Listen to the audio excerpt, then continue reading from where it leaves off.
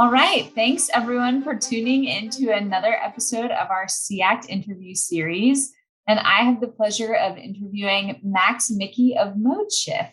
So Max, why don't you let us know first where you are and what do you do at ModeShift? Yeah, thanks so much for having me on. Appreciate it. But yeah, so I'm actually based over in Charlotte, North Carolina.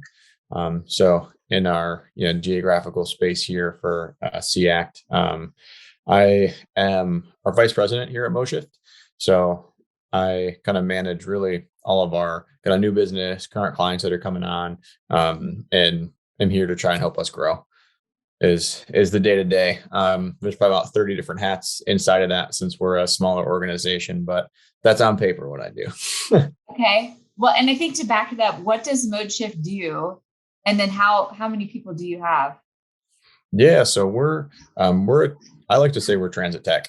But really we do a couple different things, inside of that. So we do some things like fare collections, that's going to be on the mobile ticketing side, hardware with validators. And then we can bring in some other aspects of kind of that fare collection to the mix, like smart cards, contactless bank cards, things like that.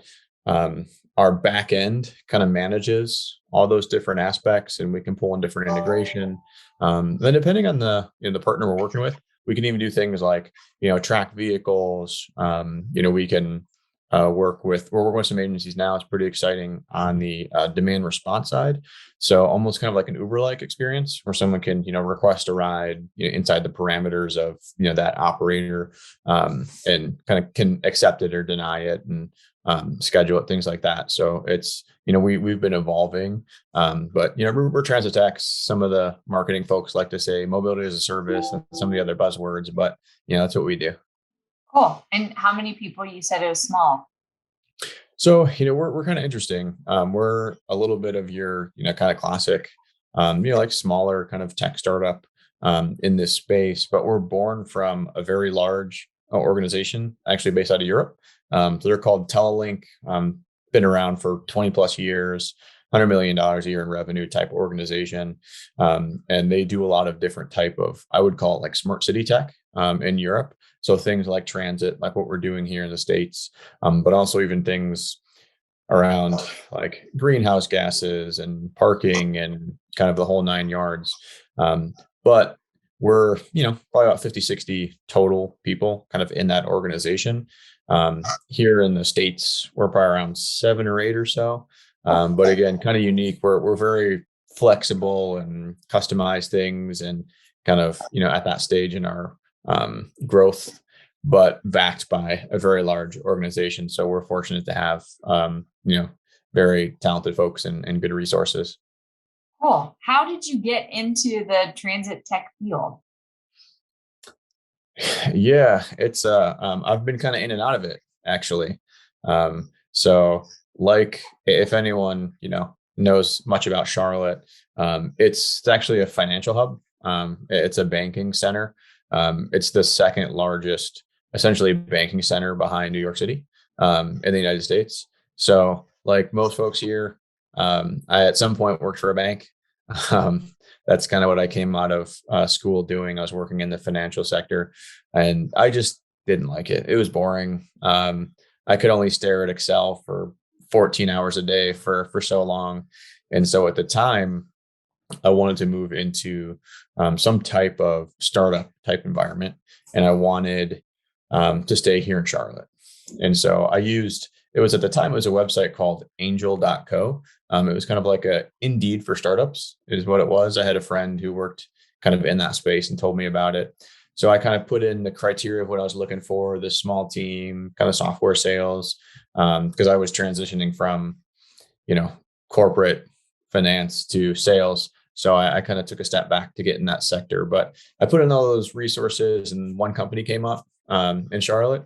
And so I just started bugging the CEO and at their time a CRO until they met with me, brought me in for an interview, ran me through the ringer, and they're like, "All right, we really like you, but we're not hiring."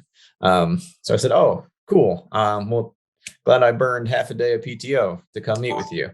But turns out they were hiring a few months later, and I joined them. And that organization is Passport Inc. And they're here in Charlotte. and they do some, mostly it's parking tech, but at the time they were doing some transit tech as well. So I kind of got my first foray into that side. This is now 6 or 7 years ago. And then I actually moved to a couple different startups kind of outside of what I would call like the, transit parking sector, and then kind of got pulled back into it with ModeShift about a year and a half ago now, actually a little longer than that, which it has been a lot of fun. We're doing some things and that aren't really being done as much in the transit sector, in terms of like how to partner with somebody and kind of having a subscription model that includes hardware and some kind of interesting things that got me kind of pulled back into transit. So I've spent a little bit of time just kind of relearning and getting the gears turning again, to get myself reacclimated to transit again in the last year and a half. Nice. That's awesome. What a lovely Yeah. story. Banking to passport to transit. Yep. Honestly, I feel like most people have a not similar story, but most people don't grow up like, this is what I want to do when I grow up. So there's always like really interesting stories of how everyone has gotten to where they are. So that's awesome. Oh yeah.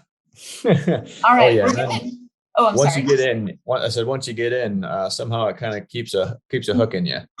It's so true. So true.